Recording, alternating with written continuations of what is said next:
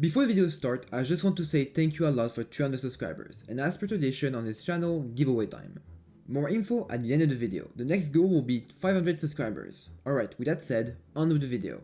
Well, it's been a while since I made a dedicated Kesa top video, but honestly, these last couple months have been pretty rough for Kesa in solo lanes. Back in Split 1 around March-May, Kesa wasn't in the best spot, with really low presence in solo queue, but it's also at the same time that in the shadows, AP Kesa was doing really well. It's also at the same time I released my first video around Kesa top lane, but after the release of Static in 13.10 and Kesa getting a well-needed AD buff on 13.12, people realized that they could simply rush AP Kesa using Static. Kesa became super popular overnight, reaching highs of 45% pick rate in solo queue, which is just insane. Trying to play Kesa top during that time was borderline impossible. It's also the reason why I didn't make as much content during that time.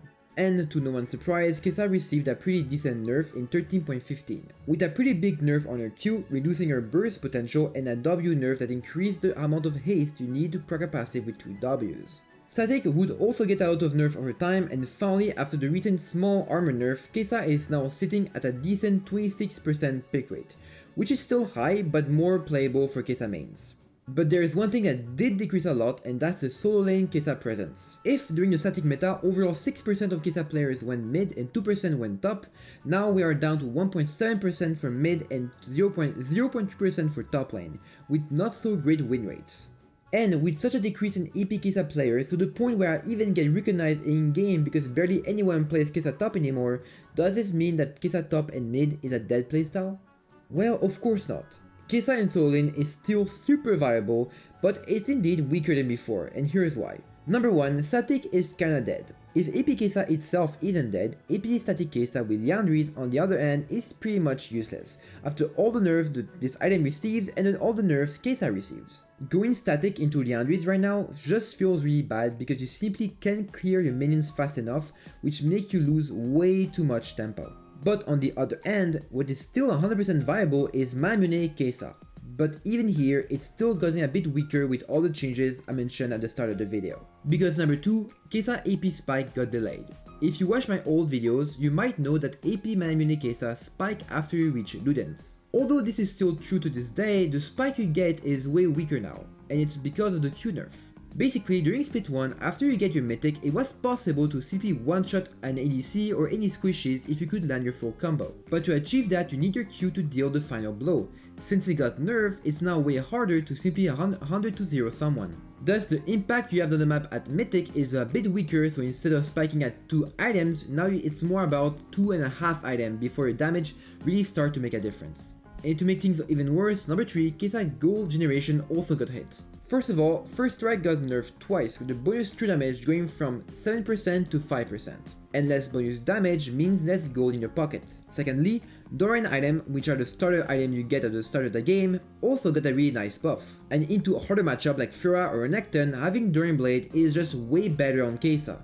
The issue is that since you're going for Doran, you don't get Call anymore, and that's another hit to your economy. And finally, people got used to play versus AP Kesa, because yes, it does matter a lot. Last split, no one really knew how to deal or build into a full AP Kesa. They also didn't expect the damage a champ could output. This aspect of surprise helped me win a lot of games simply because the enemies didn't respect my W. But now, after Kesa 46% pick rate moment, players are just better at dodging Ws and respect way more my poke damage, which makes winning fights or simply sticking my damage way harder.